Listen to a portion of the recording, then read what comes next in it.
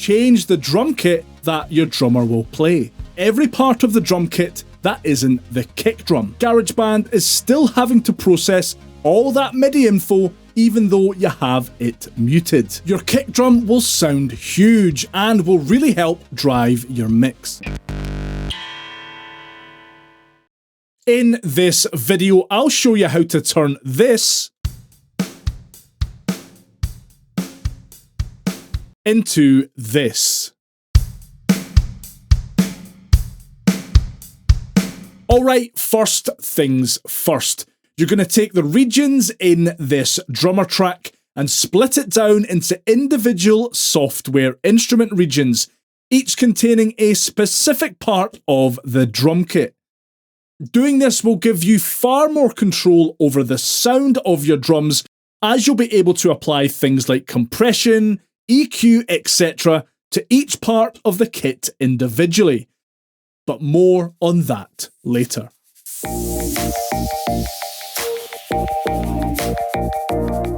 Before you do any of that though, you need to make sure you are 100% happy with the pattern that your drummer is playing. So to recap on how you can get your drummer track to a point where you're totally happy with it, select your drummer track and open the library window. On the left here in the library window at the top, you have a list of genres, and when you click on a genre, you have a choice of several drummers that will play different styles within that genre.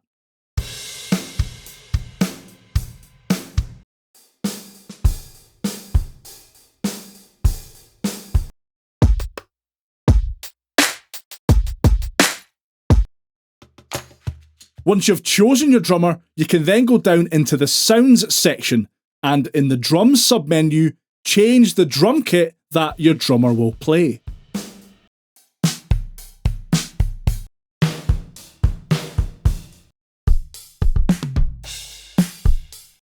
If you then open the editor window, that's the scissors icon in the top left of the screen, you can fine-tune your drummer's pattern. You have different presets to choose from on the left here.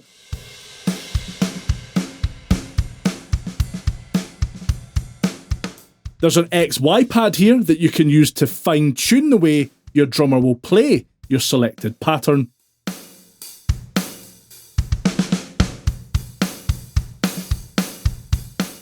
And on the right-hand side here, you can customize which sections of the drum kit your drummer will play. You can add things like percussion, choose different variations of the pattern that you've selected, and adjust how many fills they'll play and if they will add any swing to their timing.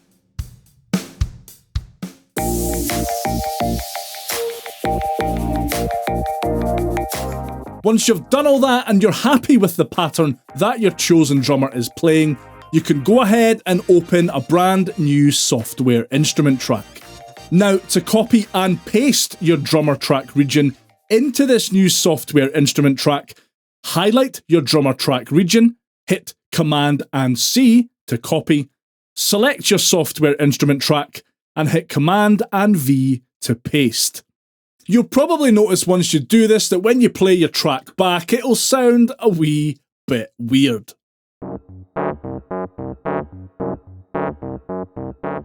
That's because GarageBand defaults a new software instrument track to the classic electric piano patch, which obviously is not what you want. To fix this, open the library window if it isn't open already, navigate to Drum Kit, and then select the drum kit that corresponds to the one your drummer was using in their drummer track originally.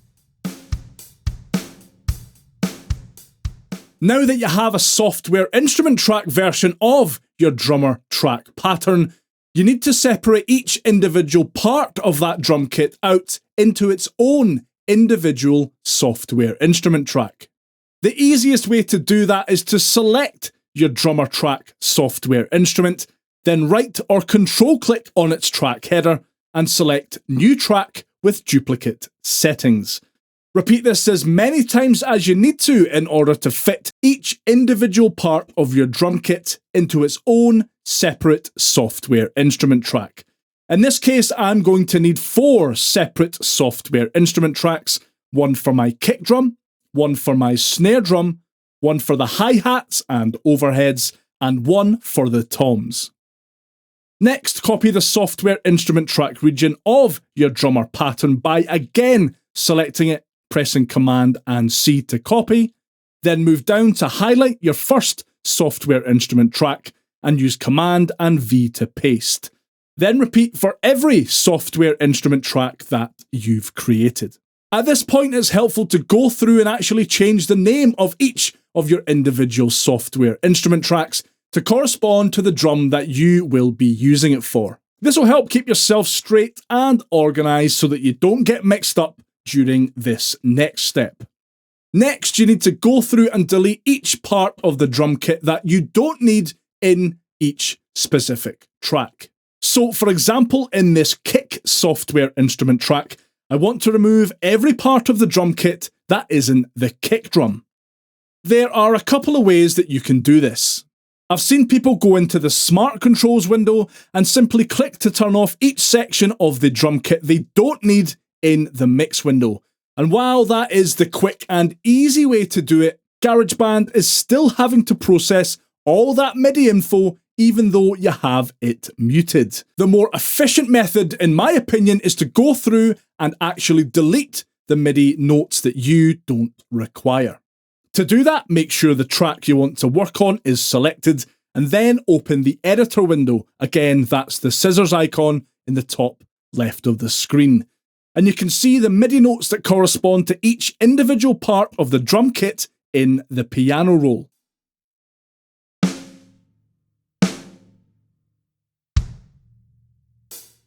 If you click on a note, you'll hear the drum sound associated with it. This makes finding the drum part you're looking for really easy. Once you've identified the specific drum that you're looking for, you can click on the actual piano keys on the left-hand side here.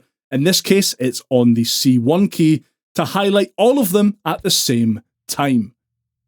Then you can go ahead and delete every single other MIDI note that's showing in this region, leaving only, in this case, the kick drum notes.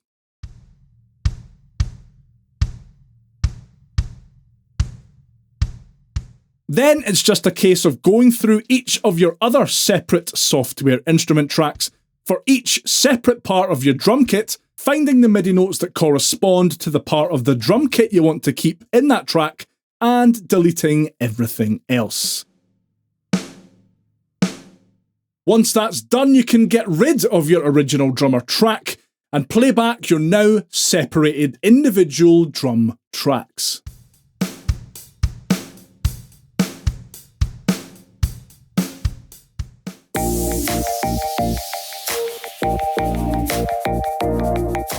Now you can treat these individual tracks as if you'd taken a microphone and put it in front of the kick drum, or over the snare, or over your cymbals, for example, and actually physically recorded them.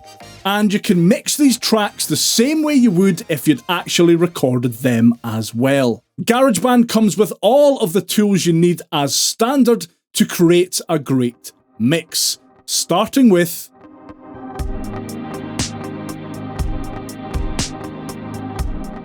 I usually start with the kick drum as I see it as the centre of the whole kit, and it can be the real beating heart of your drum mix.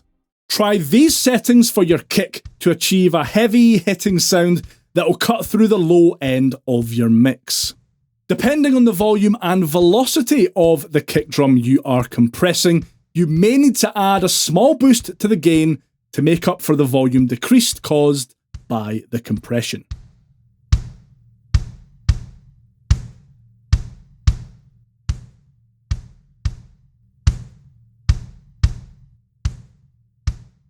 A light touch of compression is often all that's needed to even out the dynamics of your snare sound. Even if you do plan to lay the squeeze on as thick as possible, it's important not to squash the life out of it. You may need to add a wee bit of gain here to make up for the amount of compression, so don't be afraid to experiment.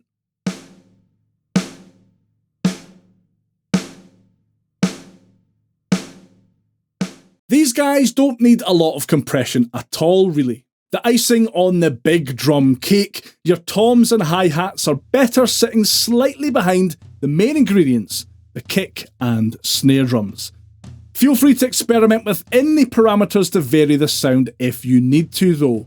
You shouldn't need to add too much gain here, but try to strike a balance so that while your toms can be heard, they're not overpowering the kick or snare.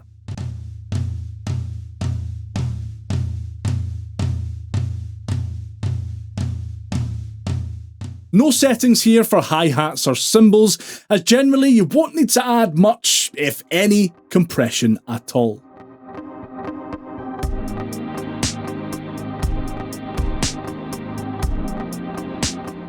The 20 to 100 Hz range is where your kick drum lives. You want to be keeping most other instruments in your project's low-end frequencies away from this area. This is partly because they don't have any frequencies that add anything to their sound down here, but mostly because when given room in this frequency range and given an optional boost of between 4 and 8 decibels, your kick drum will sound huge and will really help drive your mix. Cutting up to 10 decibels around the 250 to 700 Hz range will declutter your mix's sound. There are a lot of different instruments that inhabit this frequency range, so keeping your kick drum out of there will leave room for the rest of the instruments in your project. You can find the kick drums smack around the 4 to 5 kHz range. Boosting even a few decibels here will add an edge to your kick sound that will help add to the presence of it and help it cut through a little. Anything above the 5 kHz range is mostly redundant for your kick, so use the shelf filter to cut 4 to 6 decibels somewhere above 5 kHz.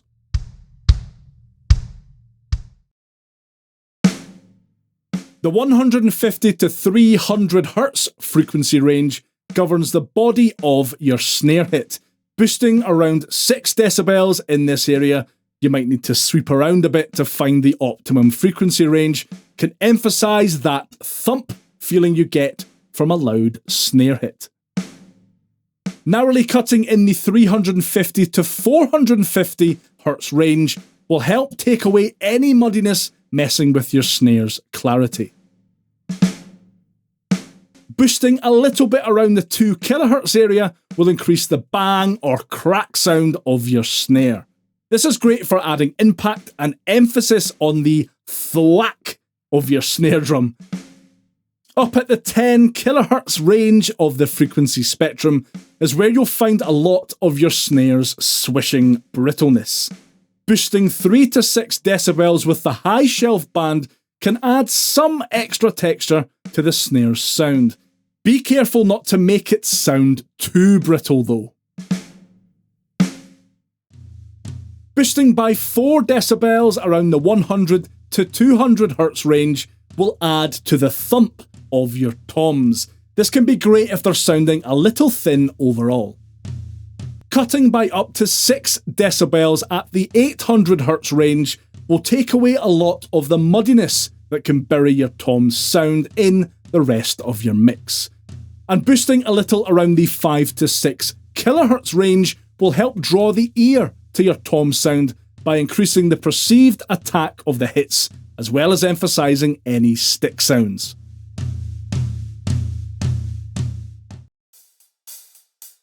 So you can cut pretty much anything between the 20 to 600 Hz range. This helps clean up your Metalworks frequency and keep any ugly low-end rumbles out of the equation.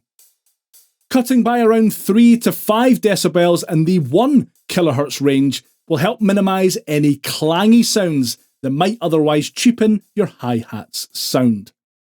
Boosting around the 5 to 10 kHz area will add a sparkly, shiny sheen to the sounds, ensuring it cuts through your mix without being obnoxious. You'll need to experiment with the frequency range here depending on the hi-hat and cymbal sounds you're using to discover what works best for your track.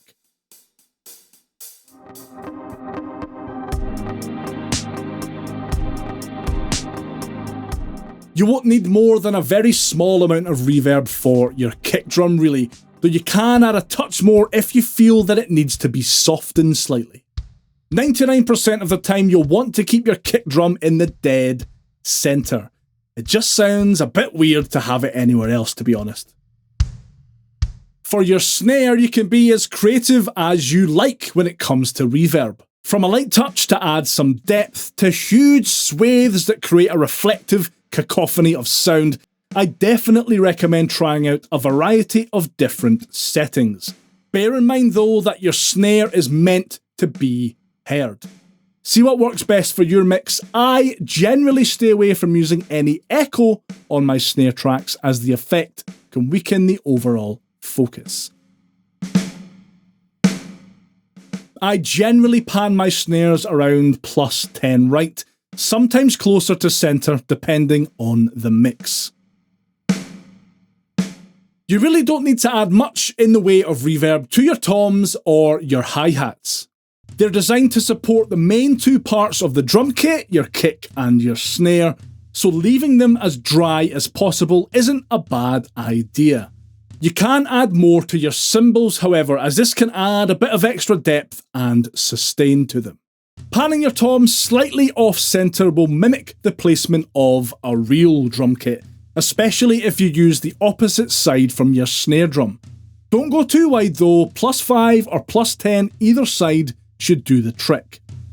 Your hi-hats can go a bit wider though. If you imagine how a drum kit looks, the hats are typically on one end of it next to the snare drum. Place them in relation to your snare placement for good effect. You can place your cymbals as far wide or as close in as you want. Again, experiment with what sounds best for your project. All of these settings aren't set in stone. They're meant as a starting point. So dial them in and then get tweaking to find out what works best for your project. Feel free to share any sneaky mixing tricks you have up your sleeve down in the comments. And click right here for another in-depth mixing tutorial. Take care of yourself. I'll see you next time. Bye for now.